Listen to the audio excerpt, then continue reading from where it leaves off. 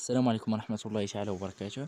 في الفيديو هذا غادي نهضروا على اللاعب المنتخب الوطني المغربي بلال الخنوس وعلى ردة الفعل ديالو بعد المناضلة ديالو من الناخب الوطني وليد الركراكي في اللائحة اللي غادي يدي مع المونديال.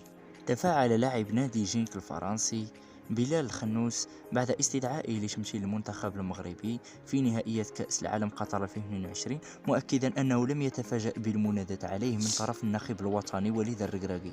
وصرح بلال لموقع اش ال ان البلجيكي قائلا: لم أتفاجأ باستدعائي لكأس العالم، تلقيت بعض المكالمات من صحفيين منذ أيام وكانوا يقولون إني اسمي موجود في قائمة النهائية للمنتخب الوطني. إنها مكافآت لعملي الشاق، أنا فخور جدا ولطالما كان هذا حلمي، اللعب مع المنتخب في المونديال. أريد أن ألعب كل مباراة في كأس العالم وليس فقط مواجهة بلجيكا. يشار إلى أن متوسط الميدان البالغ 18 سنة سيسجل ظهوره الأول مع المنتخب الوطني الأول في كأس العالم بعدما اكتفى في مشاركته السابقة بحمل قميص المنتخب المغربي في الفئات العمرية.